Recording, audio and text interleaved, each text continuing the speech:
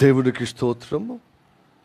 కూడి వచ్చిన అందరికీ ప్రభు అయిన యేసు నామములో మరొక మారు నా నిండు వందనాలు. Praise the lord. Hallelujah. Okay, వరంగల్లో ఉన్న బిడ్డలకందరికీ, హైదరాబాద్లో ఉన్న బిడ్డలకందరికీ శుభము తెలియజేస్తున్నాను.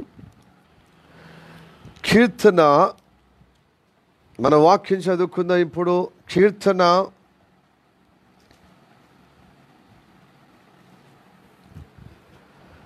103వ కీర్తన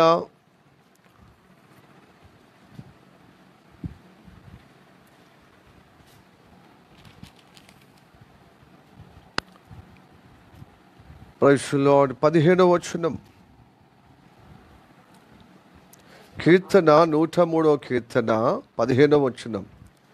కీర్తనలో 103వ కీర్తన, సామ్స్ 103 verse 15, 15 వచనం 15 చదవమ్మా.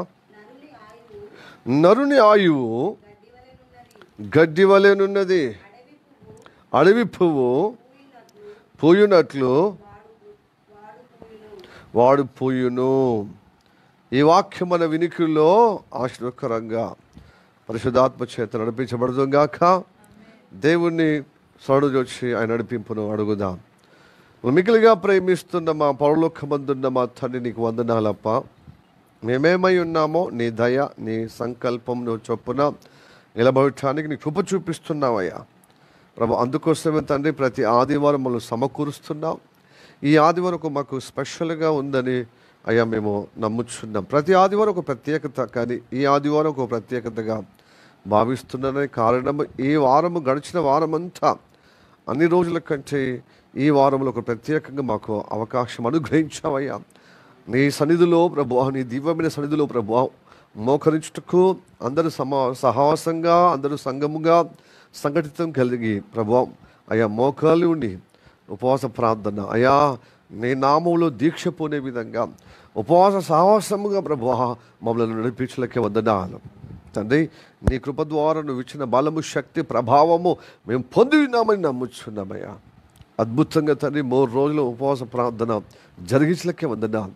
ఇంకా ప్రభా ఇదిగో ప్రభా నాతో పాటు అనేకులు ప్రభా ఇంకా రోజు, ఇంకొక రోజు, ఇంకా 2 రోజులు అనే అలాంటి ప్రోత్సాహకరంగా, ఆశకరంగా, ఆశాజనకంగా కలిగించినది కేవలం నీ కృప కృప కృప అయ్యా. ప్రారంభంలో అయితే మాకు కొంచెం ఇబ్బందిగా, అయ్యో ఉపవాస ప్రార్థన అని శరీరం కొంచెము అయ్యా అభ్యంతరకరంగా, బలహీనతగా అయ్యా ఉన్నప్పటికీ నీ సముఖంలో గడిపిన కొద్దీ తండ్రి అయ్యా నీ శక్తి చేత, నీ బలము చేత, నీ ప్రభావం చేత అయ్యా మేము వాడిపోకుండా తండ్రి ప్రభు స్తోత్రం తండ్రి అయ్యా నీరసించకుండా, తగ్గిపోకుండా తండ్రి ప్రోత్సాహకరంగా నీ నడిపింపులో ప్రభు మమ్మల్ని నడిపించి నీ శక్తితో ప్రభు నింపి బలభోజనలకే వందనాలు.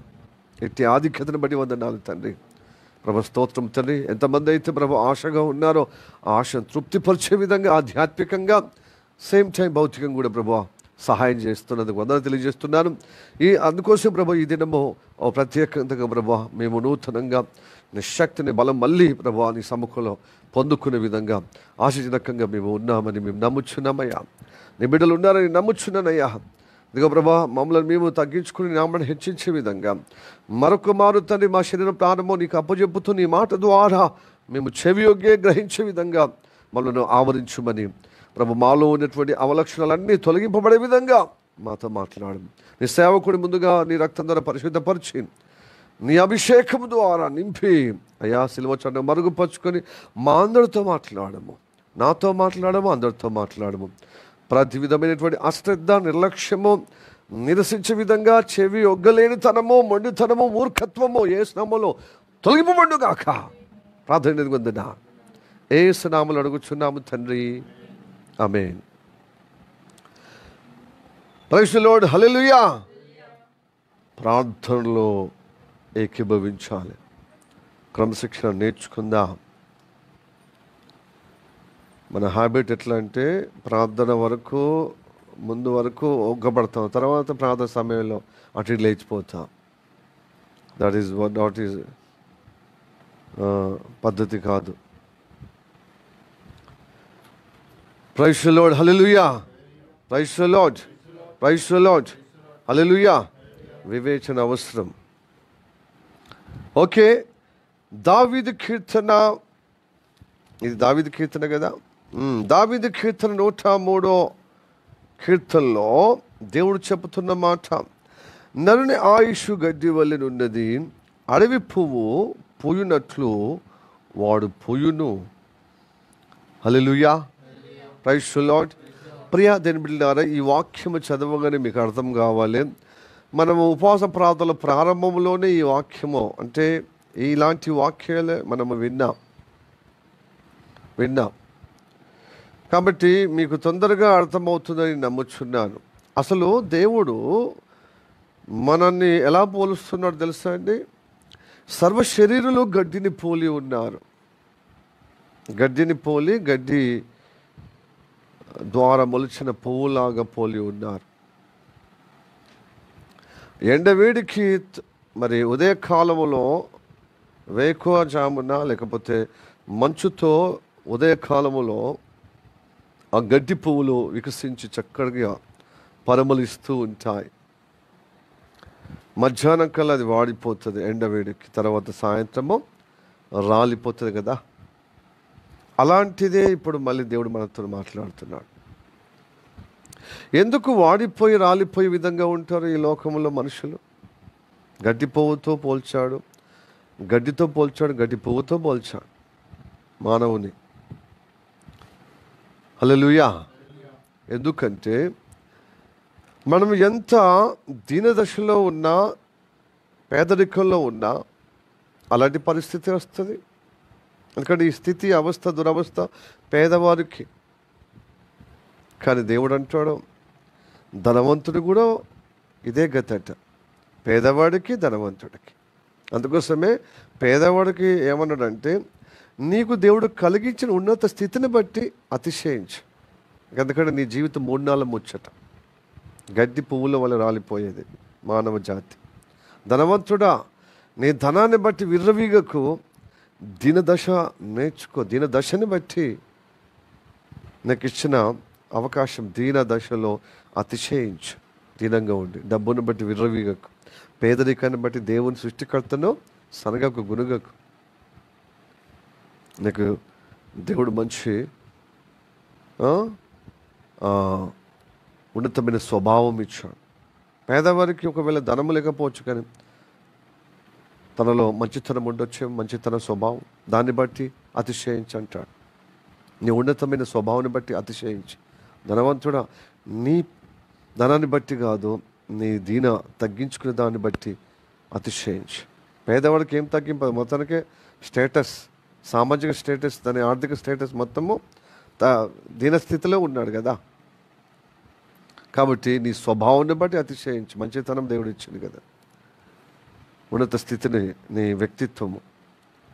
సో ఈ వ్యక్తిత్వము ఉండి లేకుండా ధనమైతే ఉన్న దాన్ని బట్టి కాదు, వారైనా వీరైనా మీ యొక్క జీవితము గడ్డి పువ్వు లాంటిది.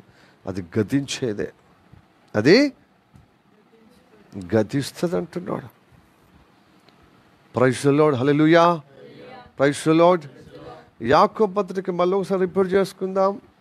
యాకోబు పత్రిక 1వ అధ్యాయము 9, 10, 11 వచనాలు ఒకరు చదవండి త్వరగా. దీనుడైన సహోదరుడు తనకు కలిగిన ఉన్నత దశ నీ స్వభావము, ఉన్నత దశను బట్టి అతిశయింపవలెను. ధనవంతుడైన సహోదరుడు తనకు కలిగిన దీన దశ అందు అతిశయించు. ఏలయనగా ఇతడు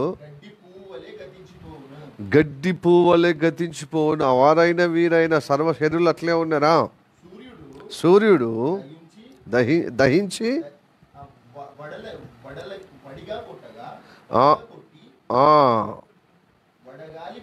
వడగాలి కొట్టి గడ్డిని మార్చివేయగా, సూర్యుడట వడగాలి చేత గడ్డి మార్చివేయగా పువ్వు రాలిపోవు. Praise the lord. హల్లెలూయా. అలాగనే 1 పేతురు మొదటి అధ్యాయం 24. ఇది ప్రవక్త యెషయా చెప్పిన మాట అక్కడ కోటింగ్ ఇస్తున్నాడు. పేతురు ప్రస్తావిస్తున్నాడు, గుర్తు చేస్తున్నాడు. సర్వ శరీరులు గడ్డిని పోలి ఉన్నారు, గడ్డి పువ్వులు పోలి ఉన్నారు. చదవండి.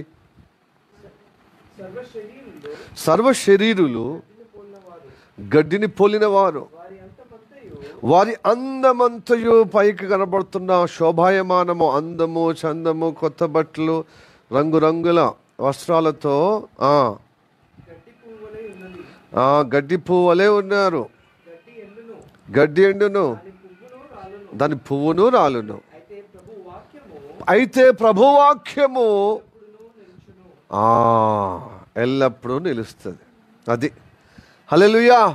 మానవ జాతి ఎంత పొజిషన్ ఉండని, పొజిషన్ లేకుండా ఉండని, చదువు ఉండని, చదువు లేకుండా ఉండని, పెద్ద గొప్ప ఉద్యోగం ఉండని, ఉద్యోగము మామూలుగా లేబర్గా పనిచేసిన వాడిగా ఉండని, ఎస్ నువ్వు ఏ స్థాయిగా ఉన్నా, ఏ పెద్ద కులం ఉన్నా, కులం తక్కువ ఉన్నా, నీకు అందం ఉన్నా, అందహీనంగా అంటే మామూలుగా ఉన్నా, నువ్వు పొడుగున్నా, పొట్టుకున్నా, నువ్వు తెల్లగున్నా, నల్లగున్నా, డజంట్ మ్యాటర్. మానవులందరూ గడ్డిని పోలి ఉన్నారు. సర్వ శరీరులు గడ్డిని, ఆ గడ్డి ఎండును, పువ్వు వాడి రాలిపోవును. అలాంటి పరిస్థితిలో ఉన్నదన్నమాట. కాబట్టి ప్రియ దేని బిడ్డలారా, మరి మన జీవితంలో దేవుని వాక్యం మాత్రమే ఉంటుందని దేవుడు మనకు తెలియజేస్తున్నాడు. ఎంతవరకు మన హృదయములో మనం దేవుని వాక్యం నింపుకున్నాం, అది ముఖ్యం. దేవుని వాక్యం మన హృదయంలో లేకపోతే సేమ్ ఇదే దేవుడు చెప్పినట్టుగా యెషయా భక్తుడు కూడా చెప్పాడు. మొట్టమొదటిగా ఈ విషయము పేతురు భక్తుడు చెప్పిన మాట యెషయా భక్తుడు చెప్పాడు. యెషయా 40వ అధ్యాయము 6వ వచనంలో కనబడుతుంది. అందుకోసమే ఈ లోక సర్వ శరీరులకు దేవుని వాక్యం ప్రకటించమంటాడు. మీరు వాక్యంతో నింపబడి అనేకులకు వాక్యం ప్రకటించమంటున్నాడు. చదవండి. యెషయా 40 అధ్యాయము 6వ వచనం. కమాన్.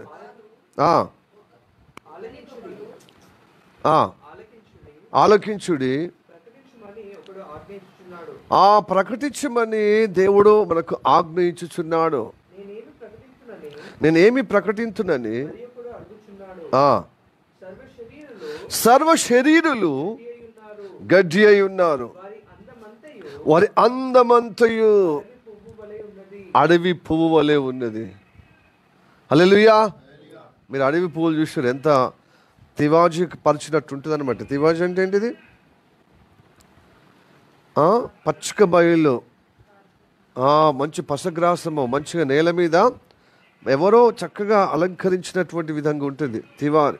మనం అందమైనటువంటి రెడ్ కార్పెట్, పచ్చ కార్పెట్ వేస్తాడు, ఆ తివారి పరిచినట్టుగా చక్కగా అందంగా రంగురంగులతో. ఇది ఇరాన్లో తయారైతే ఎక్కువగా మనం ఇంట్లో మంచి డిజైన్ కార్పెట్లాగా వేసుకుంటాం. అలాంటి అందమైన రీతి కనబడుతుంది అనమాట. ఎవరో అరణ్యంలో, అడవిలో పచ్చ తివారి అంటే పూల గడ్డి పూల లాంటి ఒక తివారి పరిచినట్టుగా ఎంత చక్కగా ఉంటాయి అన్నమాట. ఆ అడవి గడ్డి మీద మొలిచినటువంటి పువ్వులు, ఆ పువ్వు, ఒక్క పువ్వు, పరిమళ పువ్వు, అంత తేజస్సు, అంత సౌందర్యం, అంత అందంగా ఈవెన్ సొలొమోను కూడా అలంకరింపబడలేదని మత్తయి సువార్త 6వ అధ్యాయంలో 29, 28, 29లో కనబడుతుంది. అంటే అంతగా అలంకారముగా దేవుడు చేశాడు. ఇది అంతగా చేసిన 3 నెలల ముచ్చడు ఉదయకాలంలో వికసించినట్టుగా మంచిగా శోభాయమానంగా పరిమళంగా కనబడుతుంది. మధ్యాహ్నం కల్లా వాడిపోతుంది, సాయంత్రం కల్లా. అలాంటి జీవితమే సర్వ శరీరులది అంటున్నాడు. హల్లెలూయా. Praise the Lord. నాకు చక్కగా ఆరోగ్యంగా ఉండి అంతగా మంచి ఏమంటారు, పుష్టిగా ఉండి మంచి హ్యాండ్సమ్గా ఉన్న ఒకరోజు గడ్డి పువ్వులా అని పోతాం. బక్క చిక్కి అంత బలహీనతగా ఉన్న వారు కూడా గడ్డి పువ్వులాగా రాలిపోయారు. బక్క చిక్కి అయ్యో నా స్థితి ఇలా ఉందని మదనపడ్డా, ఆరోగ్యంగా మంచిగా హ్యాండ్సమ్గా పుష్టిగా ఉండి దేహదారుఢ్యాలు చక్కగా ఉన్నా వాళ్ళు కూడా అయిపోతారు, గడ్డిపోవాలి. ఎందుకంటే వారి జీవితంలో జీవమైన వాక్యము లేనందున, అది వారి జీవితంలో దేవుని వాక్యం లేకపోతే మూన్నెల ముచ్చటనే. ఈ శరీర తత్వాన్ని బట్టి, మన హోదాని బట్టి, మనకున్నటువంటి పరిస్థితిని బట్టి అతిశయించటానికి లేదు లేదు లేదు లేదు. ఏమున్నది గర్వకారణం? కాబట్టి మట్టిలో పుట్టిన ప్రతి శరీర గడ్డి పూలాగానే వాడిపోతాం, రాలిపోతాం అని ప్రభు చెప్పుచున్నాడు. ఇది చాలా ప్రాముఖ్యమైనది కాబట్టి మళ్ళీ మళ్ళీ రిపీట్ చేస్తున్నాడు. హల్లెలూయా. ఎందుకు ఇలాగ పరిస్థితి అంటే ఈ లోకంలో అంతా చెడ్డతో నింపబడ్డది. ఈ లోకం అంతా దుష్టుని యందు నింపబడ్డది, దుష్టుని యందు ఉన్నది. కనుక ఈ దుష్టుని ప్రభావము మనుషుల్లో, శరీరములో పాపం అనే నైజం ఉంది కాబట్టి, చెడు తత్వం మన శరీరంలో ఉంది కాబట్టి, పాపం అనే గుణం ఉంది కాబట్టి అది మనని వాడిపోయి రాలిపోయేటట్టు చేస్తుంది. జీవము లేదు. జీవము మూన్నెల ముచ్చట. ఈరోజు ఉండి రేపు, ఈరోజు ఇంట్లో రేపు మట్టిలో కలిసిపోయే విధంగా ఉంది. కనుక చెడ్డవాడిని చూసి ఏం చేయదు, వ్యసన పడకమో. అయ్యో వాడు నేను ఎంత మంచిగా ఉన్నా నీకు ఇట్లా ఉన్నాను, వాడు అంత అటు ఇటుగా ఉన్నా, ఎంత ఆస్తిపాస్తులుగా, ఎంత మంచిగా తింటుడు తాగుతున్నాడు, ఎంజాయ్ చేస్తున్నాడు. అదే కదా మనం దసరా సమయంలో అందరు లోకమంతా, మన చుట్టుపక్కల మన బంధువులు కానీ, మన ఇరుగు పొరుగు కానీ, చాలామంది శ్రేయోభిలాషులు కానీ, మన మిత్రులు కానీ దసరా తిని త్రాగు చుక్కకు ముక్కకు నింపబడ్డారు కదా. మనమేమో దేహాన్ని మనము ఆయాసం చేసుకునే విధంగా ఉపవాసం ఉన్నాం. వాళ్ళని చూస్తే మనకేమనిపిస్తుంది? ఉసురు అన్నట్టుగా. మనకు చుక్క లేకుండా ముక్కనే లేకపోయా, చుక్క లేకుండా ముక్కన లేకపోయా, ఏం లేకపోయా, ఏంటిది ఇది అంత అవసరం అంటారా పాస్టర్ అని అనిపిస్తుంది. పాస్టరే కాకుండా దేవా ఇది అవసరం అంటారు ప్రభు. అంటే అవసరమే బిడ్డ. గడ్డి పువ్వులాగా ఉన్నది మన బ్రతుకులో దేవుని వాక్యము. అట్లయినా దీని వాక్యం అపేక్ష కలిగి, ఆసక్తి కలిగి నీవు ఎదలో, నీ హృదయంలో నింపుకుంటే నీకు జీవం. హల్లెలూయా, ప్రైజ్ ది లార్డ్. లేకపోతే వాడిపోతావు, రాలిపోవటానికి ఉంటావు. వాళ్ళు వాడిపోయి రాలిపోవటానికి. కాబట్టి వాళ్ళని చూసి నువ్వు వ్యసన పడకు, బాధపడకు. పాపాత్మను చూసి, చెడ్డవాడిని చూసి. చూడండి, కీర్తన 37వ కీర్తన మొదటి 2 వచనాల్లో ఉన్న చూడండి. మొదటి వచనం చదివి 2వ వచనం చదవండి. చెడ్డవాడిని చూసి వ్యసన పడకము, దుష్కార్యము చేయువాడిని చూసి మత్సర పడకము. వారు గడ్డి వలనే త్వరగా ఎండిపోదురు, పచ్చని కూర వలనే, కూర మొక్కల వలనే వాడిపోదురు. కూర అంటే మటన్ కూర, కూర మొక్కలు. అది కూడా ఒక 1 అవర్ కొనుకొచ్చి 1 అవర్ ఉండి అది ఎట్లా మాడిపోతుంది, అంత రంగు కలర్ చేంజ్ అయిపోదా ఫ్రిడ్జ్లో పెట్టకపోతే. అది ఆగిపడుతుంది, అంటే ఖరాబ్ అయ్యే వాసన వచ్చేస్తుంది. హల్లెలూయా, ప్రైజ్ ది లార్డ్. అయితే ఈ లోకమంతా చెడ్డలో ఉన్నప్పుడు వాళ్ళకి తెలియట్లేదు కాబట్టి వాళ్ళు ఇష్టానుసారంగా దేవతలకు దేవుళ్ళుగా చేసుకొని నలుగుట్లో నారాయణ, నలుగుట్లో ఒకరుగా ఏం చేస్తున్నారు? ఇదే జీవితం కాబోలని చుక్కేస్తున్నారు, మొక్కేస్తున్నారు.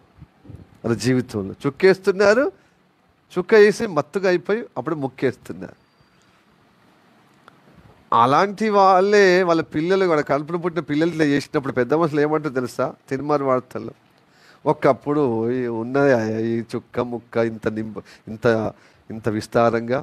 పండుగ ఎప్పుడెప్పుడు వస్తుందా, అప్పుడు పావు కిలంత మటను, కిలంత మటను అందరూ కలిసికట్టుగా తినేది అపేక్షతో చూసేవాళ్ళం. అప్పుడు పైసా దొరికేదా అని పెద్ద మనుషులు అంటున్నారు.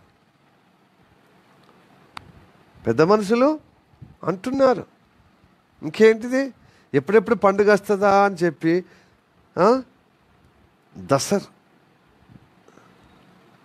ఓ సామెత, ముసలిదానికి అవసరమా దసరాకి అని.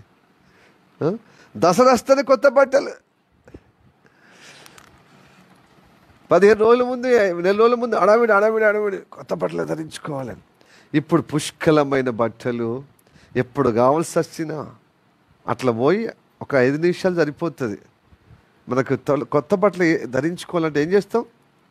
ఆన్లైన్లో బుక్ చేయడం సౌలత్ వచ్చేసింది. ఏం చక్క షాపింగ్ పోయి రెడీమేడ్ కొనుక్కొచ్చుకుంటాం మనకు సెట్ అయ్యే. అప్పుడు దర్జీల దగ్గరికి పోయేవాళ్ళం, మేరోళ్ళ దగ్గరికి పోయేవాళ్ళం, బట్టలు కుట్టే దగ్గరికి పోయి ఒక రోజేమో షాప్లో పోయేది. అప్పుడు కూడా షాప్ కూడా కాదు, మన ఇంటి ముందటికే బట్టలు అమ్మేటోళ్ళకి వచ్చేవాళ్ళు. నేత కార్మికులు, పద్మశాలి ఉన్నటువంటి సహోదరులు వచ్చి బట్టలు అమ్మేవాళ్ళు కదా. ఆ బట్టలు తీసుకొని 100 రూపాయలంటే 50 రూపాయలకని రేటు మాట్లాడి సగం మాట్లాడి టైలర్కి ఇచ్చేవాళ్ళం. టైలర్ అంటే మేరోళ్ళకు, దర్జీ వాళ్ళకు ఇచ్చేవాళ్ళు. ఇదిగో పండుగ 1 రోజు ముందే ఇవ్వాలి, 2 రోజులు ముందే ఇవ్వాలి అని ఊరోళ్ళకి అట్లా కొన్ని కుటుంబాలు అలాగా కుట్టి మనకి ఇచ్చేవాళ్ళు. అది వేసుకుంటే ఎంత సంబరం. Praise the lord, hallelujah, praise the lord. అప్పుడు చుక్క అనేది అప్పుడు ఎప్పుడో పెద్ద మనుషులు, తాతలు తండ్రులు లాంటి వాళ్ళు గుట్టు సప్పుడు కాకుండా ఎక్కడ కళ్ళు మండువ దగ్గర ఊరు బయట ఆరు బయట తాళ్ళ కూర్చొని పండుగ పూట ఎప్పుడొచ్చినో అల్లుడు, ఎప్పుడొచ్చినో చిన్నాయన పెద్దనాయన అని మాట్లాడి మర్యాదగా బామ్మర్ది బావాన్ని చేసి తాగి వచ్చేవారు. ఒకళ్ళు నిజంగా అప్పుడులో భార్య మీద పిల్లల మీద కొంచెం అల్లుడు వచ్చిన అల్లుడి కళ్ళు మండమానికి రాడు, బిడ్డ కూడా తమ్ముడు కూడా బామ్మర్ది కూడా బావ కూడా అని చెప్పి కొంచెం లొట్టి తీసుకొని పోయేవాళ్ళు. పాస్టర్ బాగానే అనుభవం ఉందని అనుకోవద్దు, నేను చూసి చెప్తున్నాను.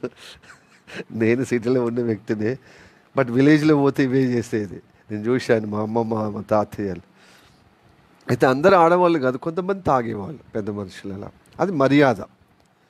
అసలు మర్యాద పోయి మొత్తం చిన్నోడు పెద్దోడు ఆడదాగుడే ఈ రోజులలో. కళ్ళు కూడా కళ్ళు నాటు సరికైంది, డూప్లికేట్ సరిగ్గా ఒరిజినల్ ఏంటిది బ్రాండీ విస్కీ. హల్లెలూయా, ఎస్, బ్రాండీ విస్కీ ప్లస్ అప్పట్లో మర్యాదగా ఎవరైనా చుట్టాలు వస్తే బీర్ తీసుకొచ్చేవాళ్ళు. ఇప్పుడు బీరే లేదు, బ్రాండీ విస్కే. ఎంత క్వాలిటీ అయితే అంత మంచిగా అలాగా. సో ఆ మత్తులో ఉంటే మనం ఆ గమ్మత్తుని చూసి ఉసురుమడి చూస్తున్నాం. వాళ్ళు ఎంజాయ్లు, వాళ్ళు డీజే డ్యాన్స్లు, చుక్కేసిన తర్వాత ముక్కేసిన తర్వాత డ్యాన్స్లు. మరి అరగదాకా మత్తు దిగదాకా ఎగరద్దా మరి చెప్పండి. దాని అబ్బా అదే శోభాయమనం, మరింత సంతోషం ఆ డ్యాన్సులు నేను లేకపోతే. మళ్ళా డిస్కో లైట్లు, రాత్రి పాస్టరమ్మ డిస్కో లైట్ మంచి అంటే అది ఛార్జింగ్ ఉంటాయి కదా ఇయర్ ఫోన్స్, అది మిల్క్ వస్తుంది మనం ఛార్జింగ్ వేస్తే. అది డిస్కో లైట్ అంటే నాకు అరే డిస్కో లైట్లు ఒకప్పుడు అది ఫేమస్ ఉండే కదా. ఇప్పుడు ఏమైంది, చుక్కకు మందుకు మంచిగా డిస్కో, ఐఎంఏ డిస్కో అన్నట్టుగా ఎగురుతున్నాను. మొత్తం ఆడవాళ్ళు లేరు, మగవాళ్ళు లేరు, ఏం లేరు. నన్ను చూసి నా వేషం చూడు, నా అందం చూడు, అంతే కదా. ఇక కన్యకలు ఏం చేస్తారు, అబ్బాయిలను ఆకట్టుకునే విధంగా, అబ్బాయిలేమో ఎవరెట్లాగా ఇవే చూస్తారు. ఇదే పండుగ, ఇదే లెక్కలు. ఇది చెడ్డది కాకపోతే మంచిదా అండి? మళ్ళీ వీళ్ళేంటి, దేవుని యొక్క భక్తి సారమైన, కనీసం వాళ్ళ దేవతలో భక్తి సారం కలిగేటువంటి కూడా కాదు. అనేకమైన యువకులు ప్రేమైన మాటలు అంటే పాటలు, చిల్లర పాటలు, యువకులు చెడగొట్టే పాటలు, జానపద పాటలు కానీ ప్లస్ సినిమా పాటలు వేసి ఎగురుతూ ఉన్నారు. అని పెద్దోళ్ళకి అత్తలేదు, ఎట్లయితుంది ఎంజాయ్ కదా. ఎందుకంటే యువకులను కంట్రోల్ చేయకుండా నువ్వు బోరా, నువ్వు డ్యాన్స్ చేయాలి, ఇష్టానుసారంగా డీజే ఎగురు, నేను మాత్రం టిల్లు ఏం చేస్తాను, చుక్కేస్తాను, మందేస్తాను, మంచిగా మత్తుగా ఉండొచ్చు. పండుగ లేదు, మన లేదు, ఇదే పండుగ. కాబట్టి అప్పుడు ఉన్న పండుగలకు ఇప్పుడున్న పండుగలని పెద్ద మనుషులు వాపోతున్నారు అనమాట. రోజు చుక్క మందే. మరి ఈరోజు పండుగ పూట గదే గదే గవే ఎగురడం, గవే లెక్కలు. వాడు బయటికే రాడు. ఆ జమాకును పెట్టుకుని అందరూ అలాయి బలాయి చేసుకునే విధంగా బామర్ది లేడు, కులం లేదు, తలం లేదు, అందరు పెద్దవాళ్ళను ఇవ్వడం, కాళ్ళు మొక్కడం, అలాయి బలాయి తీసుకొని ఆ రోజు సంతోషం ఖుషి. అది కూడా ఇప్పుడు లేదని చెప్తున్నారు. జంబి కాడికి రావట్లేదు, జంబాకు తెంపుకుంటలేదు, ఇవన్నీ చెప్తున్నారు వాళ్ళకు, ఆ పెద్ద మనుషులకు. చూడంటే రోజు రోజుకు నైతిక విలువలు పోతున్నాయి చెడిపోయే విధంగా. యువత, యువకులు, అందరు పెద్దవాళ్ళు, అందరూ జనరేషన్. అందుకోసం పెద్ద మనుషులు కూడా ఏమంటారు తెలుసా, జనరేషన్ మారిన కొద్ది మనం కూడా మారాలి. తినడం, తాగడం, ఎంజాయ్ చేయడం. కాబట్టి చెడ్డవాడిని చూసి, ఈ లోక వాళ్ళని చూసి వ్యసన పడకు, మత్సర పడకము. ఎందుకంటే అది ఎండిపోయే జీవితం, రాలిపోయే జీవితం. పువ్వులా కనబడుతున్నాడు, మంచిగా వికసించే విధంగా. ఎంత అది చూడు, రంగురంగుల పూలతో అలంకరించి ఆ చుట్టూరుగా ఆడితే, అబ్బా మేము కూడా పట్టు చీరలు, హాఫ్ శారీస్ కట్టి, కన్యకులు మంచిగా డ్రెస్సులు, అందమైన డ్రెస్సులు, పువ్వులాగా వికసించే విధంగా బతుకమ్మ పేర్చి మేము కూడా ఆడతామనే విధానంలో. బతుకమ్మ పేరు పెట్టానంత మాత్రం బతుకు రాదండి.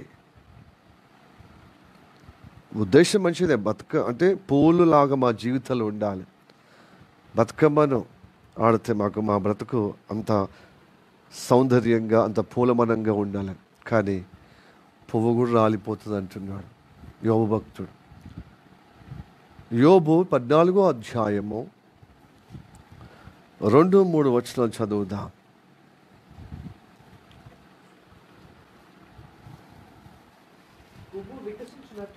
పువ్వు వికసించినట్లు వారు పెరిగి వాడిపోవును, నీడ కనబడకపోవునట్లు వాడు నిలవకపోను. యోబు 14వ అధ్యాయం 2వ వచనం. పువ్వు వికసించినట్లు వాడు వికసించును, కానీ పెరిగి వాడి అది 3 నెలల ముచ్చట శోభాయనం ఏంది, వాడిపోవడం. ఒకరు చూసి ఒకరు చేసుకోవడమే తప్పించి అది వాడిపోవటానికి. మళ్ళీ బతుకమ్మ దసరా అయిపోయిన తర్వాత ఏమైపోయింది, యథావిధిగా తదా ఏమని గోల వాంది. నో సమాధానం, శాంతి లేదు, నెమ్మది లేదు, కుటుంబాలు తగాదలు, ఒక నిరీక్షణ లేదు, ఒక గురి లేదు, ఒక దరి లేదు. ఎవరిని ముంచుదామో, ఎవరిని మోసం చేయడమో అని చెప్పి మోసకరమైన, ఎవరన్నా ట్రక్ పడిపోతే వాడు అయ్యో ట్రక్ పడిపోయింది అని చూడడు, మొత్తం అక్కడ ఉల్లిగడ్డలు లోపకపోవడమే. నైతిక విలువలు ఎక్కడున్నాయి చూడండి. ప్రమాదం ఉంటే పాతకాలంలో అయ్యయ్యో డ్రైవర్కి ఏమైంది, క్లీనర్కి ఏమైంది, అక్కడ ఎవరన్నా మధ్యలో ఎక్కి కొంచెం ప్రయాణం చేయడానికి ఎవరున్నారు, ప్యాసింజర్లు ఉన్నారా, ఏమైంది, ఆ బస్సు బోర్ల పడు కదా, ఆ బస్సు బోర్ల పడితే ఎవరు ఏ స్త్రీ నగలు కొట్టేద్దామా, సెల్లు కొట్టేద్దామా, ఇట్లాంటి దొంగతనం అంటే ఎక్కడికి పోతుంది. మందు చుక్కేస్తే ముక్కేస్తే అయిపోయిందా సంతోషమా? నైతిక విలువలు ఉండద్దా? దిగజారిపోతున్నాయి. తెల్ల మంచోని కూడా చెడగొడుతున్నాయి. ఈ మంచి మాటలు చెప్తే మాటలకే కబుర్లకే ఏమన్నా రాలుతాయి, చింతకాలు రాలుతాయా? నువ్వు అందరు నలుగురిలో నువ్వు ఒకటిగా ఉండు, నువ్వు కూడా దోచుకో. ఇలాంటి పరిస్థితి జరుగుతుంది సమాజంలో. ఎందుకంటే లోపల ఏముంది, శరీరము యొక్క రక్తంలో పాపం అనే గుణం ఉంది. ఎంత తినాలో ఎక్కువ జరుగుతుంది అది. కాబట్టి మనిషిని చక్కగా ఉండేటట్లుగా చేయకుండా వంకరనే, చెడువే, వ్యతిరేకమే, ఒకరు చూస్తే ఒకరు ఇన్స్టెంట్ రిజల్ట్ రావాలంటే అది అక్రమము. ఒకరు చూసి ఒకరు ప్రభావితమవుతున్నారు. కాబట్టి గడ్డి వల్ల ఏమైపోతున్నారు, ఉదయకాలంలో ఎంతో చక్కగా లేతగా కనబడి మధ్యాహ్నం వరకు వాడిపోయి రాలిపోతున్నారు. పువ్వు అయినా గడ్డి అయినా గడ్డి పువ్వు అయినా. ఎందుకంటే వారి జీవితంలో దేవుని యొక్క జీవముల సృష్టికర్త యొక్క నుండి వచ్చిన యేసయ్య ఆ జీవమైన మాట లేదు.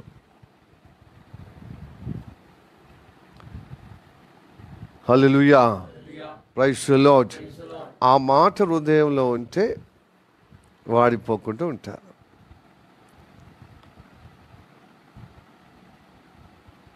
దేవునికి స్తోత్రం. హల్లెలూయా, ప్రైజ్ ది లార్డ్.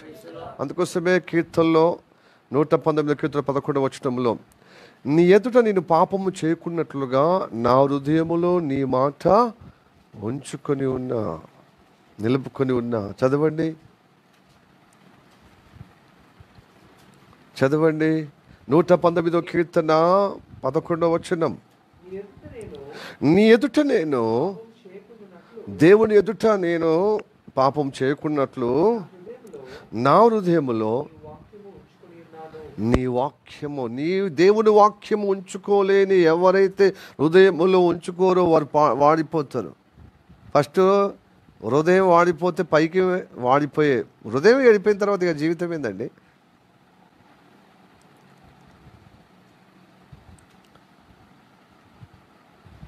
హల్లెలూయా.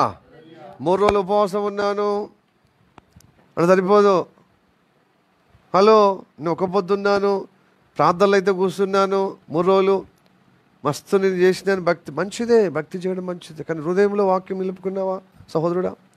నీ హృదయంలో దేవుని యొక్క జీవజలమైన వాక్యం ఉంటుందా? ఎందుకంటే హృదయం అన్నిటికంటే ముఖ్యమైనది కాబట్టి దాన్ని భద్రపరచుకోవటానికి ఏం చేయాలి?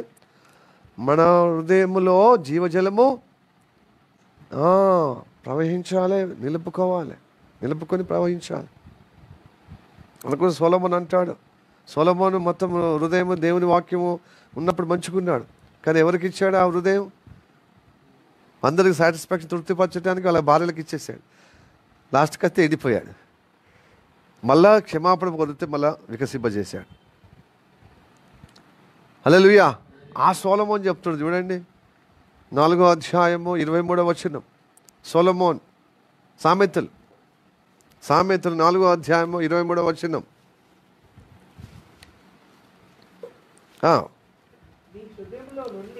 నీ హృదయములో నుండి ఆ జీవదారులు బయలుదేరును. కాబట్టి అన్నిటికంటే ముఖ్యముగా నీ హృదయమును,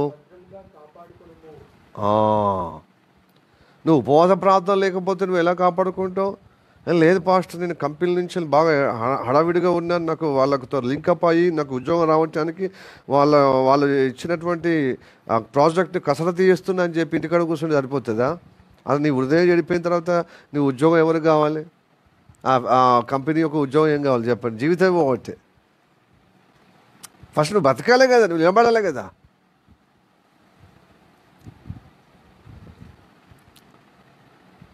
దేవుని నామంలో ఉపవాసం చేయమనేది హృదయాన్ని కాపాడుకుంటుంది. హృదయము నీ వల్ల కాదు, మంచిగా ఉండాలనిపిస్తుంది, కానీ వాళ్ళు వీళ్ళని చూసి ఒకరి తర్వాత ఒకటి వ్యతిరేకమైపోతుంది.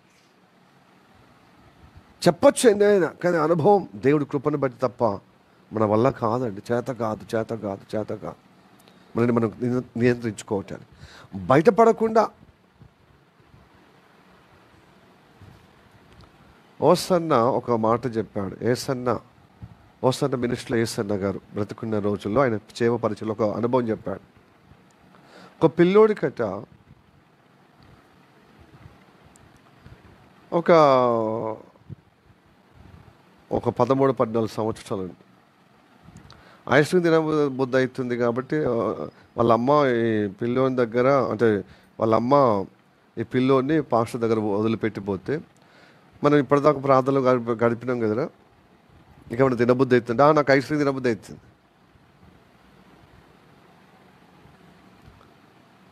మరి సరే నేను కూడా రోజులే కదా అని చెప్పి ఆ అబ్బాయిని పంపించు, తీసుకురప్పో నువ్వు తిని, అంటే మన ఇద్దరం తిందాము అని తీసుకురమ్మంటే వాడు పోయి ఇంకా రావట్లేదట. ఇంకా అతడు ఐస్ క్రీమ్ తీసుకొని కింద ఇది కొంచెం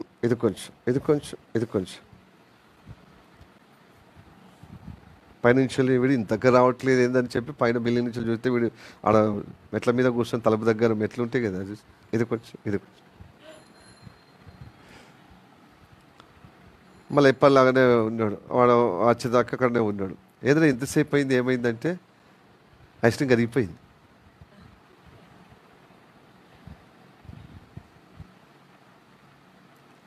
అక్కడి నుంచి లేడికి వచ్చే వరకు అని ఏదో సంథింగ్ ఎక్స్క్యూజ్ చెప్తున్నాడు.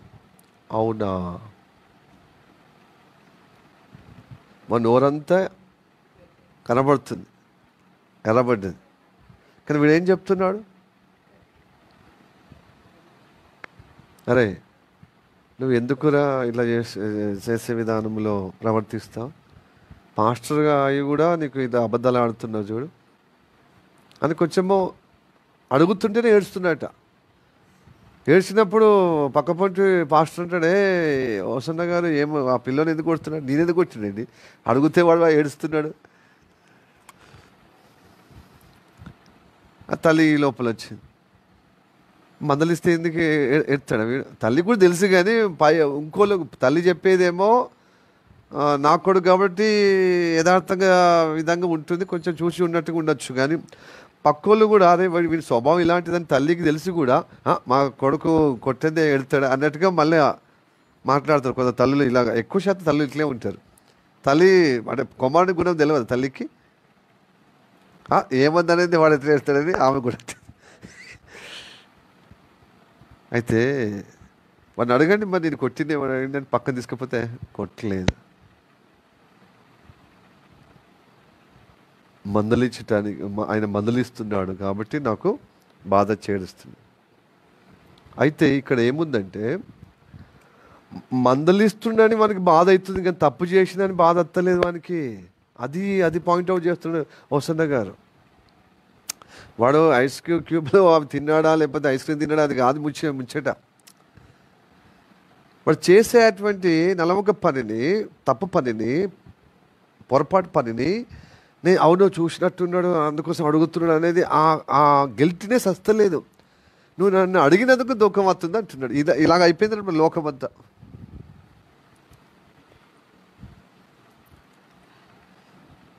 చాలా మటుకు మన పొరపాట్లు మనము గిల్టీగా ఫీల్ అవుతలేము. నువ్వు అడుగుతున్నందుకు నాకు బాధ అవుతుంది. అందరి ముందట అడుగుతున్నావు చూడు, అందరి ముందట హెచ్చరిక చేస్తున్నావు చూడు. నీకు ఎలా తెలిసింది పాస్టర్? ఎవరు చెప్పారు? అరే నేను ఎంత కవరేజింగ్ చేసినా తెలిసిపోయింది, ఎట్లా తెలిసిపోయినా కానీ అంటే పాస్టర్ తెలిసిపోయిందని కాదు, విషయం కాదు. నా తప్పిదంలో దేవుడు ఎత్తి చూపిస్తాడు నన్ను సరి చేయటానికి. అది అప్పుడన్నా మారు మనసు కలగక పాస్టర్కి ఎవరు చెప్పారు? పాస్టర్ తెలిసింది. అదే మనకు తప్పు చేసినందుకు కాదు, మనకు కనువిప్పు, ఏడుపు. అందరు ఇలా తయారవుతున్నారంట.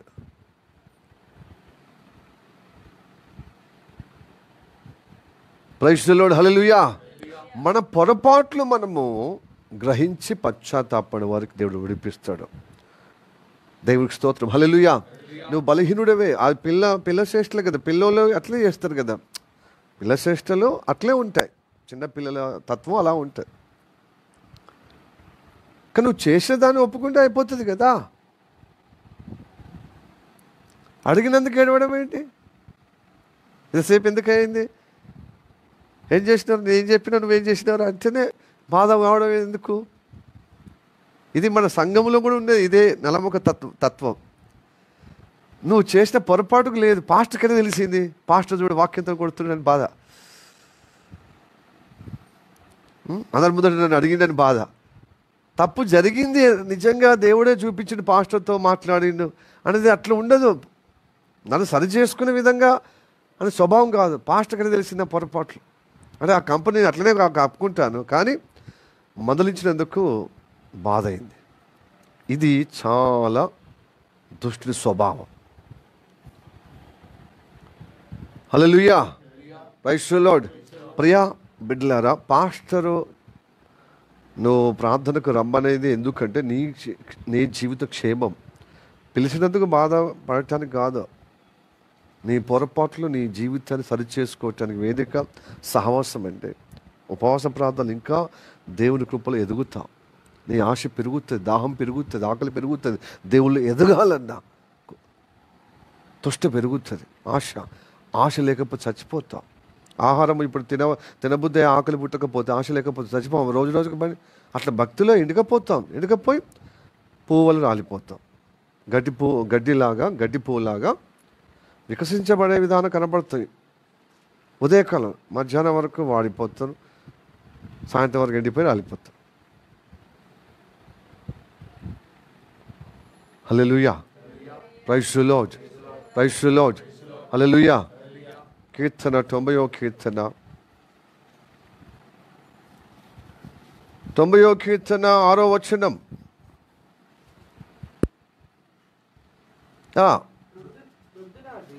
అది పొద్దునాది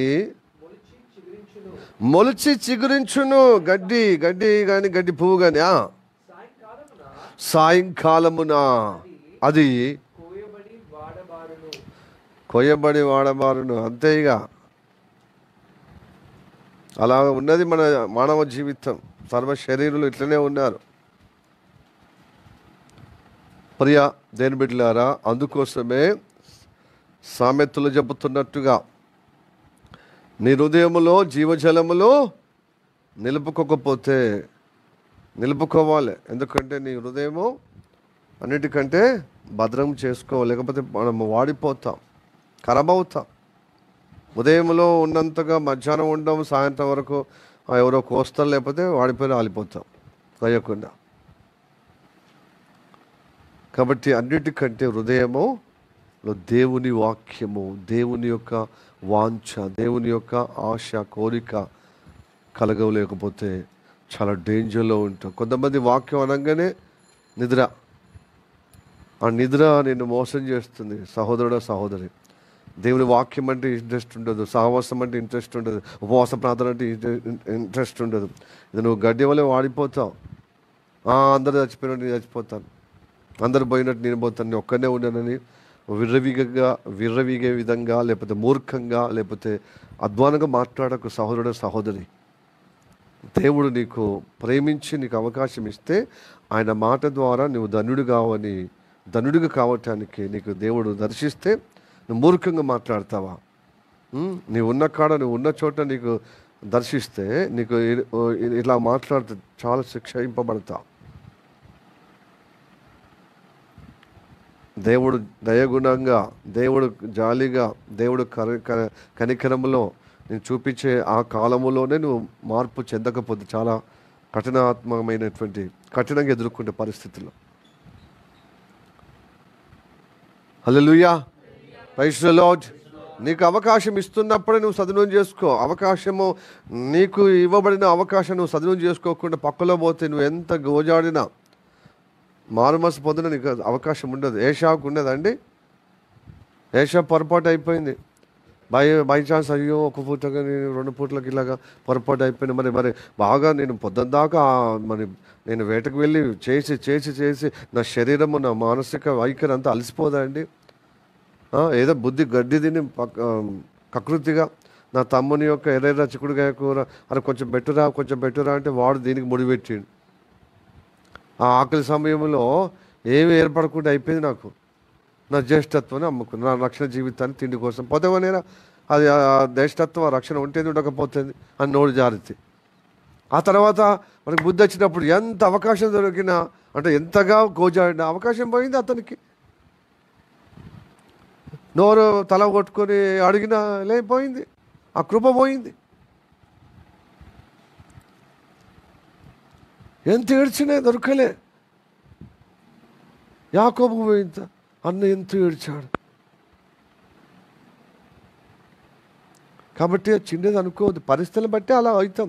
కానీ పరిస్థితి ఏదైనా దేవుని కృపను పొందుకోవటానికి దేవుని మీద శ్రద్ధ కలిగి ఉండు. విశ్వాసం అసలుకే బలహీన సమయంలో అవిశ్వాసంగా మాట్లాడకో, విశ్వాసం నిలుపుకో. అందుకోసం దేవుని మాటలు ఎక్కువ వినాలి, చదవాలి, అప్పుడు విశ్వాసం ఉంటుంది. మీకు బలహీన సమయంలో కూడా నోరు జారే విధంగా ఒకవేళ తొందరగా జారి తండ్రి నన్ను క్షమించమని అవకాశము, దేవుడిచ్చిన అవకాశం పోగొట్టుకోవద్దు. ఎందుకంటే దొరకదు మళ్ళా. నీ జీవితము గడ్డి లాగా, అడవి పూలాగా మనము వికసిస్తాం. అప్పుడే తర్వాత కాసేపట్లో రాలిపోతాం. కనుక ఇదంతా దురవస్థ దేన్ని బట్టి అంటే తెలుసా? హృదయములో వాక్యము లేనందున. ఇంకా స్పష్టతగా చదవండి, ఇంకా మీకు ఇప్పుడు ఇది మీకు అర్థమైపోతుంది, వాక్యము నెరవేర్పు అవుతుంది. 102వ కీర్తన 4వ వచనం. ఎండ దెబ్బకు వాడిన గడ్డి వలె నా హృదయము. అది అది గది గది గది అది ఎండ దెబ్బకు అంటే కష్టంలో, ఇబ్బందుల్లో, వేదనలో ఏమైపోతుంది తెలుసా? హృదయంలో వాక్యం లేకపోతే పరిస్థితుల ద్వారా, ఈ చెడ్డ లోకంలో చెడ్డతనంను బట్టి, వ్యతిరేకమైన బట్టి ఎండిపోతామండి, రాలిపోతామండి. రాలిపోతాం. హృదయంలో ఏం లేదు, అంత శూన్యమే.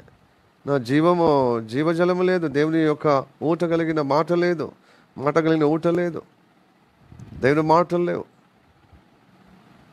ఇక మాట్లాడుకోవడం లేవు. ఇక హృదయంలో దేవుని మాట లేకపోతే ఏం చేస్తాం? వాడిపోవడమే, ఎండిపోవడమే, రాలిపోవడమే. కాబట్టి హృదయాన్ని భద్రం చేసుకోవటానికి మన భక్తి, అనవసరమైన దానిని లోకమంతా వేరే వేరే వేరే సాతాను ఆకర్షణ చేసుకుని హృదయములో దేవుడు కొలువై ఉండాల్సిన మన హృదయములో దీని వాక్యం ఉండాల్సిన చోటున అనేకమైన నిర్జీవమైన క్రియలతో నింపబడుతున్నాం, వాంఛతో నింపబడుతుంది. దేవుని మీద వాంఛ లేకుండా, కోరిక లేకుండా వేటి మీదనో వాంఛ పెట్టుకొని మన హృదయము ఎండిపోయే విధంగా, వాడిపోయే విధంగా, అప్పుడు జీవితం మొత్తం వాడిపోతుంది, గడ్డిలాగా, గడ్డి పువ్వులాగా, వికాసం లేకుండా, చిగురు లేకుండా. కాబట్టి దేవుని వాక్యంతో నువ్వు చిగురిస్తావు, లేతగా ఎదుగుతూ ఉంటావు, చిగురించి లేతగా ఎదుగుతూ పుష్పించబడతావు. నువ్వు పరిమళంగా, సువాసనగా, తామర పుష్పంలాగా దేవుడు తోడై ఉన్న కొద్ది ఏమైపోతావు? అభివృద్ధి చెందుతావు. హల్లెలూయా, ప్రైజ్ ది లార్డ్. హోషేయ 14వ అధ్యాయము అయిపోతుంది. 5వ వచనమా చదవండి. హోషేయ, దానియేలు గ్రంథం తర్వాత హోషేయ 5 చదవండి. చెట్టునకు మంచు ఉన్నట్లు దేవుడు మనకు సాయం చేస్తుంది. చెట్టుకు మంచు ఉంటేనే కదా పెరుగుతుంది, మంచి చక్కగా ఎదుగుతుంది.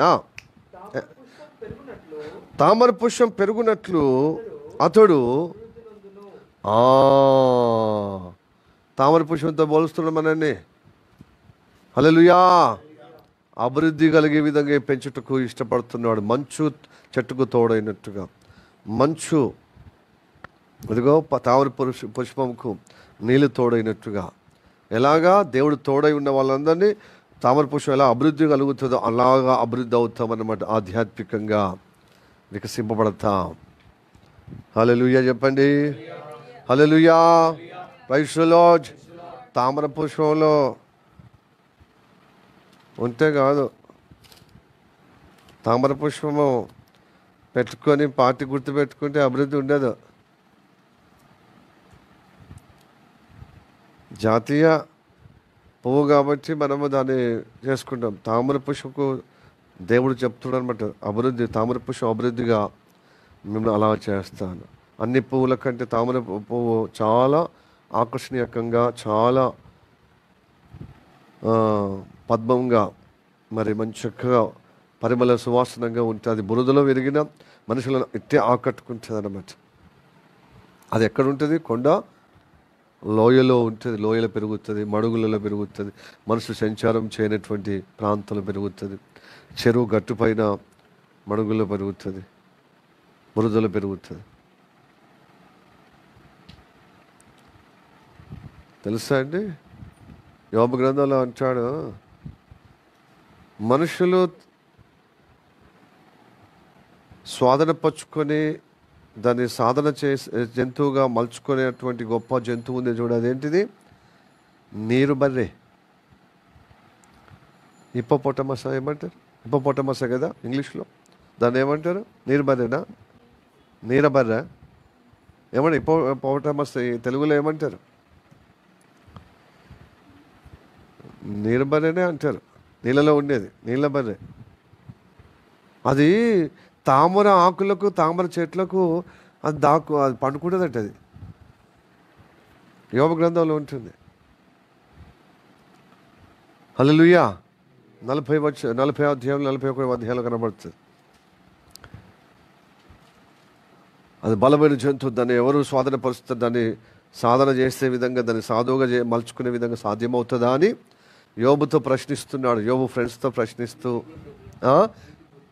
నీటి గుర్రం, వ్యవహారిక భాష ఏమో నీరు బర్రె అంటాము, లేకపోతే నీటి గుర్రం. ఓకే, నీటి గుర్రం. హల్లెలూయా, ప్రైజ్ ది లార్డ్. ఈ నీటి గుర్రం అంటే అది చూస్తే మొత్తము అది గడ్డి తింటుంది, కానీ దాని నోరు ఎట్లుంటుంది, పెద్ద పెద్ద యాష్ పంప్కిన్, ఇదేంది పంప్కిన్, యాష్ పంప్కిన్ అంటే పెద్ద పెద్ద బూడిద గుమ్మడి అంటే ఏమంటారు, గుమ్మడికాయ తింటే పెద్ద పెద్ద, దానికి ఇష్టమైన ఆహారం. అది మనుషులు కూడా చీల్స్తుంది, చంపేస్తుంది. ఈవెన్ క్రొకడైలను కూడా ఇట్లే నశింపజేస్తుంది. సో అది అన్నమాట. అది సైతము తామర పువ్వు కింద, తామర చెట్టు కింద, తామర ఆకు కింద పవలిస్తుందట, చేర తీర్చుకుంటుందంట, పండుకుంటుందట అంటాడు. సరే, ఇప్పుడు తామర పుష్పం అన్నావు, తామర పుష్పంలాగా నేను అభివృద్ధి చేస్తానంటున్నాడు. నీకు తోడై ఉన్నప్పుడు దేవుడు అభివృద్ధి అవుతా. చెట్టుకు మంచు తోడైనట్టుగా ఎప్పుడు చిగురిస్తుంది కదా, ఎండిపోతుందా, అట్లా మీకు తోడై ఉంటానన్నాడు దేవుడు. హల్లెలూయా, ప్రైజ్ ది లార్డ్. నువ్వు గడ్డిలాగా వాడిపోయే స్థితిలో ఉన్న గడ్డి పువ్వులాగా అప్పుడే మురిపము, అప్పుడే నీ జీవిత కష్టం, నష్టం, నరకం, ప్రాయం అయిపోతుంది. సో ఈ సర్వశరీరులు ఇలాంటి పరిస్థితుల్లో ఉన్నప్పుడు దేవుడు వాక్యం ప్రకటించి రక్షణలో నడిపించుటకు, దేవుడి వాక్యం స్థిరమైనది, భూమి ఆకాశం గతించిన తన మాటలు గతించినటువంటి మాటల చేత, జీవమైన మాటల చేత అందరినీ సువార్తగా ప్రేరిస్తున్నాడు. మరి రక్షణ పొందినాం, మీ సువార్త విన్నాం, అందుకోసమే ప్రభు సన్నిధిలో ఉన్నాం కదా, ఇది మాకెందుకు అనవచ్చు. కానీ మీ హృదయంలో వాక్యం లేకపోతే ఈ పరిస్థితి వస్తుంది. కాబట్టి అన్నిటికంటే హృదయం భద్రపరచుకోవాలి. ఎంతమందికి హృదయంలో వాక్యం ఉంది చెప్పండి? హృదయంలో వాక్యం లేకపోతే ఎండకపోతావు. అందుకోసమే ప్రతి ఆదివారము నేను తీసుకొచ్చటానికి ఎందుకు సమకూరుస్తున్నాను తెలుసా? ఒక 2-3 పాటలు పాడి ఏదో దేవుడు అంటే దేవుడి వాక్యంని భౌతిక ఈవులను సమకూర్చే విధంగా, ఎంకరేజ్ చేసే విధంగా వాక్యము ప్రోత్సహించేది వాక్యం కాదా. అది లోకరీతిలో మళ్ళీ కలిసిపోవటానికి, నీ హృదయమును భద్రపరచుకోవటానికి. నీ హృదయములో వాక్యంతో పాటు ఇంకేదున్నా వాక్యం ఎదగదు. ఈ లోక సంబంధం అయితే ముళ్ళ పొదలా ఉంటుంది అనమాట. వాక్యం ఎదిగిస్తుందా? ముళ్ళ పొదల మధ్యలో మంచి విత్తనం ఎదుగుతుందండి. మరి హృదయంలో ఏదో మన వాక్యంతో పాటు వేరే వేరే అన్నీ కలుపుకున్నాం వాక్యంలో. ఆ వాక్యంలో వేరే వేరే ఉంటే మంచి చెట్టుకు ఆ సారం అంతా చెడిపోయే మొక్కలు తీసుకుంటాయి అన్నమాట, చెడిపోయే చెత్త. అందుకోసం కలుపు మొక్కలు తీస్తారు వ్యవసాయదారులు. నాటేసిన తర్వాత ఓ నెలకో కలుపు మొక్కలు ఎందుకు తీస్తారు? ఆ మంచి మొక్క ఎదగదు, కలుపు మొక్కలు తీసేసుకుంటుంది దాని సారం అంతా. రైతుకు పంట చేతికి రాదు, అందుకోసం కలుపు మొక్కలు తీసేస్తారు. అలాగా మనలో వాక్యంతో పాటు ఇంకా అనేకమైన సొరబడ్డాయి కదా, అవి తొలగించుకోవాలి. దేవుడికి స్తోత్రం, హల్లెలూయా. అందుకోసం అంటాడు యెషయా, లేత మొగ్గవై పాపపు ఎండలో మొలచితివే, సొగసైన స్వరూపమైన లేక ఎండలో, పాపమైన ఎండలో వాడిపోయేవే. ప్రైజ్ ది లార్డ్, హల్లెలూయా. యెషయా 53వ అధ్యాయము ఇక చివరిగా అయిపోయింది. నువ్వు అట్లా అనకు పాస్టర్, చివరి అనకు, మాకు చివర పుట్టుకొస్తుంది. ఓకే, 53వ అధ్యాయం 2వ వచనం. లేత మొక్క వలెను ఎండిన భూమిలో మొలిసిన మొక్క వలెను అతడు ఆయన ఎదుట పెరిగాడు. ఎందుకు పెరిగిండు చెప్పండి? ఈ మొక్కలన్నిటికీ జీవం ఇవ్వటకు, ఆయన మొక్కలాగా మొలిచి పాపము అనే భూమిలో పాపం అనే ఎండలో మటమల మాడిపోయి సొగసైనను స్వరూపం లేక మన దురవస్థ పాప స్వభావము ఏదైతే మన శరీరంలో ఉందే పాప గుణము నెగిటివ్ గుణము తన మీద పెట్టుకోవడం అనమాట, తన మీద వేసుకుని నీకు చిగురింపజేయటానికి, నీకు లేత మొక్కగా మార్చడానికి, నీకు స్వరూపం ఇవ్వటానికి, పువ్వుగా సొగసైన లేక స్వరూపము లేక నిలవేళ నలిగిపోతివే పాట ఉంది కదా, పడండి. తమోగ్గవై పాపపు ఎండలో మొలచితివే, చూపుమైనా సొగసైన లేక నిలువెల్లా నలిగి పోతివే, వేలలో లేత మోగ్గవై పాపపు ఎండలో మొలచితివే, స్వరూపమైన సొగసైన లేక నిలువెల్లా నలిగి పోతివే, ఏ రీతి నింతును ఏ రీతి తింతును నిన్ను, ఏ రీతి నింతును నీ ప్రేమ, ఏ రీతి కీర్తింతును నిన్ను, బలి అయినావా వశమైన యాగమైతివా. ప్రైజ్ ది లార్డ్, హల్లెలూయా. ఈ పాట అందరికీ నేర్చుకోండి, అందరికీ వాట్సాప్ ద్వారా చేసి నేర్చుకోవాలి. హల్లెలూయా, ప్రైజ్ ది లార్డ్, హల్లెలూయా. అవునండి, లేత మొగ్గ మన కోసమో ఈ పాపం అనే ఎండలో మొలబడ్డాడు. ఈ లోకమనే ఈ భూమి మీద నిలబడినటువంటి ఈ భూమి మీద ఆయన లేత మొక్క మొలిచాడు. స్వరూపము లేక సొగసైన లేక ఆయన ఎండవేడికి నలిగిపోయాడు, ఎండిపోయాడు. నిన్ను బ్రతికించటానికి నీకు బదులుగా ఆయన బలియాగం గావించాడు. ప్రైజ్ ది లార్డ్, హల్లెలూయా. నీకు నూతన తేజస్సు, నూతన చిగురు, నూతన పరిమళము, నూతన సొగసు నీకు ఇవ్వటకు. కాబట్టి నీలో ఆ పాప స్వభావం, నీలో ఆ అంతరంగంలో నింపబడినటువంటి ఆ తత్వం తొలగించుటకు దేవుని మాట నింపుకున్న నీవు చిగురింపజేస్తాడు. ఆ చెత్త చెదారమంతా తీసేసి తన మీద వేసుకొని నీకు సొగసు ఇస్తాడు, ఆయన స్వరూపం ఇస్తాడు. ఆయన జీవముతో ఎన్నో తన ప్రాణం దారపోసేందుకు నీకు ఎండిపోయిన గొడ్డె మొక్కలాగా పువ్వులాగా ఉన్న నీ జీవితం చిగురింపజేయటకు, ఎప్పటికీ నువ్వు అడవి గడ్డిలాగా నువ్వు ఎండిపోకుండా ఎప్పటికీ ఉండటానికి, పువ్వులాగా ఉదయకాలం వికసించి సాయంత్రం మధ్యాహ్నం వరకు వాడిపోయి సాయంత్రం రాలిపోయి కాకుండా ఎప్పటికీ పువ్వులాగా నువ్వు వికసింపబడటానికి, పరిమళంగా తాజాగా ఉండటకు, ఆయన మాటతో నేను బ్రతికించుటకు నీ స్థితి తన మీద వేసుకుని నీ కృప చేత మళ్ళీ ఆయన రక్తం ద్వారా నిన్ను కడుక్కునే విధంగా ఆయన బలియాగం ద్వారా నిన్ను మళ్ళీ క్షమిస్తున్నాడు, సహిస్తున్నాడు, వహిస్తున్నాడు. నీ తత్వం తన మీద వేసుకుంటున్నాడు. హల్లెలూయా, ప్రైజ్ ది లార్డ్, హల్లెలూయా. కాబట్టి ప్రియదేవులారా, దేవుని వాక్యానుగుణంగా జీవించుటకు నిలబెట్టకే తన మాట వినమంటాడు. తన మాట నీ హృదయంలో ఉంచుకొని ప్రార్థన చేయబడ్డ నా మాట నిలుపుకొని ఉపవాసం చేయమంటాడు. తన మాట నిలుపుకొని వాక్యం చదవమంటాడు. నా మాట నీ హృదయంలో నిలుపుకుంటే కార్యాలు చేయు, నలుగురికి సువార్త చెప్పు. నీకు కలిగిన సంతోషం, సమాధానం, నిత్య జీవం కలిగిన అనుగ్రహము. నువ్వు ఉద్యోగం కాదు, ఎంతో కష్టపడ్డట్టుగా ఫీల్ చేయొద్దు. పేరెంట్స్ను చీట్ చేయొద్దు. పేరెంట్స్ వాళ్ళని పిల్లలను మోసం చేసే విధంగా ఆ పరిస్థితి కల్పించకండి. తల్లిదండ్రులు మోసం చేస్తే పిల్లలు ఆ స్వభావం చూపించి పిల్లలు కూడా ఆ స్వభావంలో తల్లిదండ్రులు కూడా చీటింగ్ చేస్తున్నారు. ఏమి ఆదివారం ఏం లేకుండా నాకు ప్రైవేట్ క్లాస్ ఉందని నీకు తెలియదు. నీ వ్యక్తిత్వం ఇన్ని రోజులు సండే స్కూల్ నుంచి అంటే దానికి ప్రయారిటీ. ఒక్కరోజు 2 రోజులు ఓకే అట్లా అంటే ఇక నువ్వు ఎలాగా? నువ్వు చదువును బట్టి నువ్వు ఫస్ట్ ఉండాలి కదా. నువ్వు ఆరోగ్యంగా ఉంటే కదా నువ్వు చదువు రాణించగలుగుతావు. ఇక దేవుని సమయం కూడా దొంగలిచ్చి ఇక దేవుని సమయము దేవుని తత్వం తీసుకొని ఏమో మొదలవుతావు, ఏం పొడుగు వస్తావు చెప్పు? దేనికి వేరుగా ఫలిస్తామండి? చెప్పండి, మీరు చెప్పండి యథార్థంగా. దేనికి వేరుగా ఫలిస్తారా? నీకు చదువు అవ్వాలన్నా, ఆ చదువుకు తగిన ఆరోగ్యం కావాలన్నా, మైండ్ పని చేయాలన్నా దేవుడే కదా.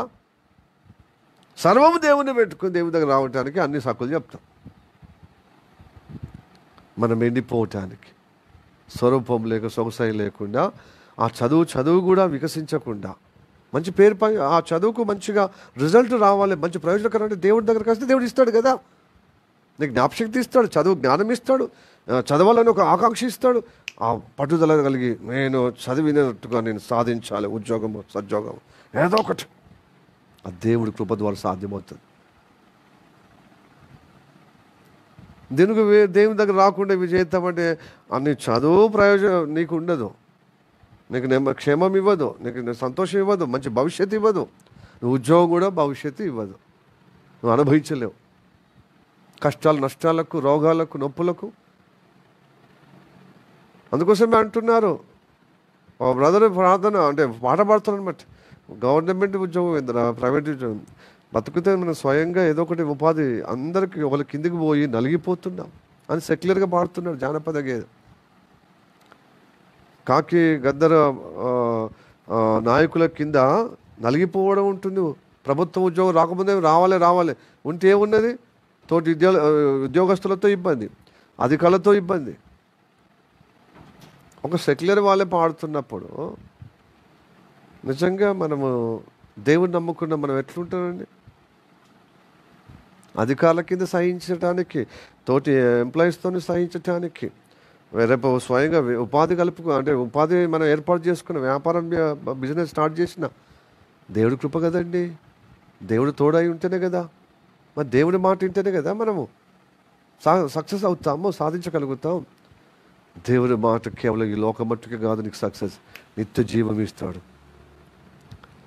హల్లెలూయా, ప్రైజ్ ది లార్డ్. చివరిగా సామెతలు 4 సామెతలు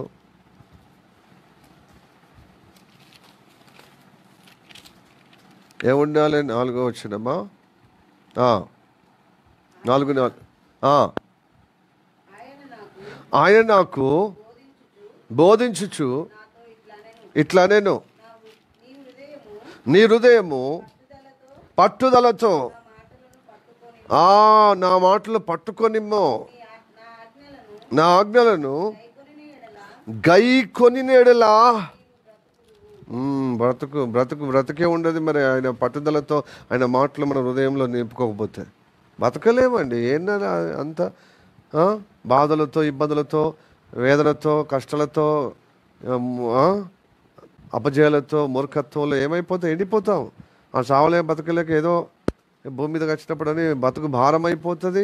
రేపు అదే మన జీవితంలో చచ్చిపోతే బాగుండు అనేది ఎందుకు వస్తుంది? దేని మాట లేదు, దేవుడు నడిపింపు లేదు. హల్లెలూయా, ప్రైజ్ ది లార్డ్. ఏదో ఉద్యోగం చేస్తే మస్తు ఫీల్ అవుతారనమాట. ఏదో పెద్ద చేస్తున్నారు కుటుంబము, నేను గంగా కష్టపడుతాను. అరే దేవుడు సాయం చేయకపోతే నీకు ఆరోగ్యం చేత నువ్వు చేయలేవు. దేవుడు సాయం చేయకపోతే నువ్వు పండుకోలేవు, మంచిగా తినలేవు, అరగించుకోలేవు, పండుకోలేవు, చెల్లించలేవు. దేవుడు సర్వం చేస్తే దేవుని దగ్గర రమ్మంటే మనకు చాలా అపసోపాలు పడతాం. పని పాట లేని వాళ్ళు భక్తి చేయాలి, కానీ నాకు ఎంత పని ఉన్నదని. ఆ పని అన్న ఫలం కావాలంటే దేవుడు సహాయం చేస్తేనే కదా. దేవుని మాట వింటే బ్రతుకుతాం. పట్టుదలతో దేవుని మాట అపేక్షించాలి. హల్లెలూయా, ప్రైజ్ ది లార్డ్. కాబట్టి దేవుని బిడ్డలారా, ఇలాంటి దురవస్థ కొని తెచ్చుకోకుండా దేవుడు ఏం చేస్తున్నాడు? నీకు మళ్ళీ ఒక అవకాశం ఇస్తున్నాడు. ఆయన సన్నిధిలో ఆయన కృప చూపిస్తూ నీ హృదయంలో వ్యతిరేకమున్న అవన్నీ తొలగించుటకు, ఆయన నీ స్థితిని మార్చుటకు తానే లేత మొగ్గాయి ఈ పాపం అనే భూమి మీద మొలిచి ఆ ఎండులో ఆయన స్వరూపమైన సొగసైన లేకుండా వాడిపోయి మనకు ఆయన స్వరూపం, ఆయన సొగసు, ఆయన అందము, ఆయన మాట విని ఆ బలియాగమును ఆశ్రయించి మన కోసము మనం ఒక్కసారి దేవునికి అప్పచెప్పుకుందామా? మన కోసం చనిపోయిన యేసయ్య అందుకు సిలువలో అలాగా బలియాగం గావించినందుకు నీకు స్వరూపం ఇవ్వటకు, మంచి బ్రతికి ఇవ్వటానికి, మంచి నిత్య జీవం ఇవ్వటకు నీ స్థితి తన మీద వేసుకొని ఆయన స్థితి మనకి ఇస్తున్నాడు. ఆయన జీవము మనకు ఇస్తున్నాడు. హల్లెలూయా, ప్రైజ్ ది లార్డ్. అందుకోసం మన హృదయం ఆయనకు అప్పచెప్పి ఆయన మాటగా బ్రతకటకు, మనం చేసిన ఈ వారములో ఉన్న దోషమును బట్టి, అవిధేయతను బట్టి, ఆయన మాట నిలుపుకోలేని తనని బట్టి, ఆ మాట నిలుపుకున్న ఇంకా వేరే అటువంటి అనేక చెదరమ చేసిన ఈ హృదయంలో అవి తొలగించుకుందాం. ఎందుకంటే మనం ఉపవాస ప్రాంతాలు ఉన్నాం కదా పాస్టర్ అంటే, ఉపవాస ప్రాంతాలు ఉన్నాం, సరి చేసుకున్నాం. మళ్ళీ నిన్న దినాన పెరగలే, మళ్ళీ చూడలేదా? అనవసరమైన చూడొద్దంటే అదే ఆకర్షణ. హల్లెలూయా. పంది బుద్ధి, కుక్క బుద్ధి కడిగిన తర్వాత ఎడిగిపోతాం. మళ్ళా చెప్పండి, మళ్ళీ అద్దనే వాటికినే మళ్ళీ తలదూడుస్తాం, మళ్ళీ వాటే చూస్తాం, వాటే చేస్తాం, మళ్ళీ వాటే భక్తినితగా చేసుకునే శ్రేష్టలుగా మనం ఉంటాం. Praise the lord. హల్లెలూయా. ఉపవాస ప్రార్థన లేని వాళ్ళు చాలా ఉండొచ్చు, కానీ ఉపవాసం ఉన్న వాళ్ళు కొంచెమైనా, ఆ కొంచెమే మనల్ని ఇబ్బంది చేస్తుంది. కాబట్టి కొంచెమైనా ఎక్కువైనా అందరూ ఏం చేయాలి?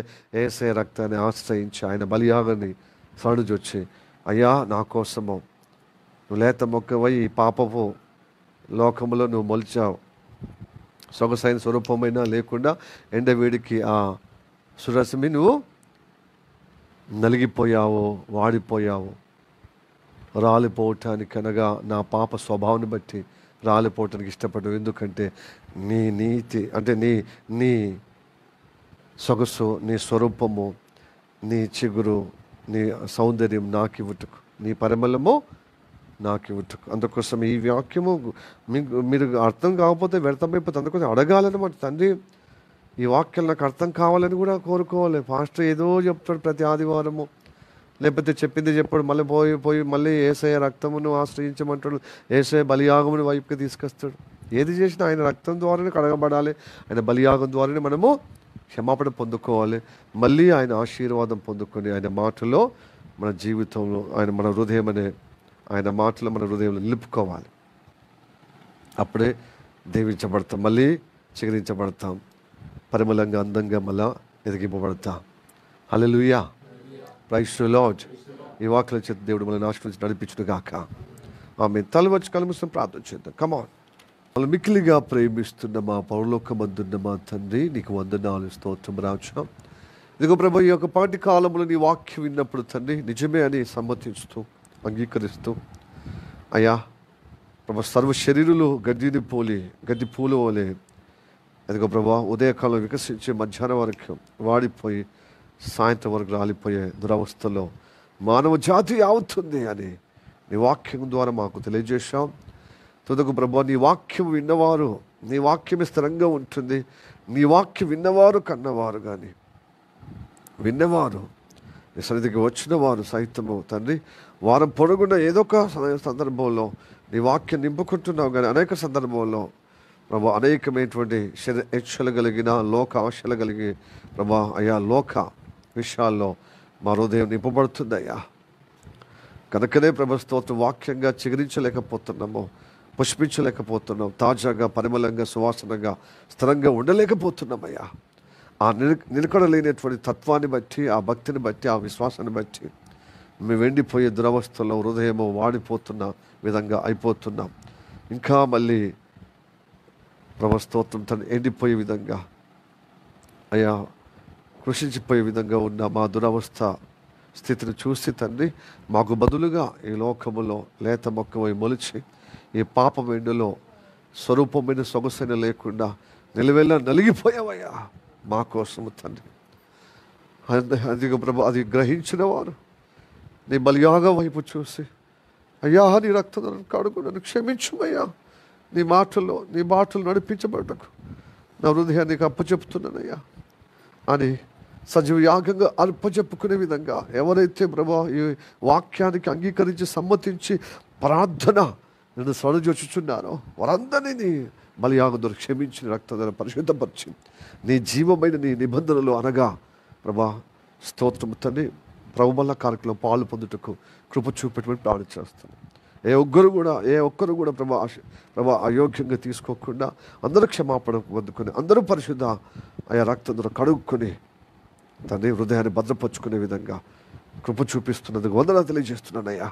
ఎలాంటి చెత్త చెదరం లేకుండా, ఎలాంటి హృదయంలో ఉండకుండా వాక్యమే నిలుపుకొని వాక్యానుగుణంగానే జీవించే విధంగా కృప చూపేటువంటి ప్రార్థన చేస్తున్నాం. నా శరీరం ప్రాణమాత్మనిగా అబ్బజెపుతూ ఈ వాక్యాన్ని బట్టి వందనాలి అయ్యా. ఇలాంటి అనుగ్రహముతో మమ్మల్ని దర్శించి నిన్ను సరుజొచ్చి నీ బలియాగం ద్వారా మళ్ళీ క్షమాపణ పొందుకుని నీ జీవంలో పాలు పొందే ఆ కృప కలిగిన యోగ్యత మాకు అందరికీ యథార్థంగా అనుగ్రహిస్తున్నందుకు కోట్లాది కృతజ్ఞతలు చెల్లిస్తూ నా ప్రభువైన యేసు నామములో ప్రార్థించి అడిగి వేడుకుంటున్నాము పరమ తండ్రి. Amen. May the God bless you. Praise the lord.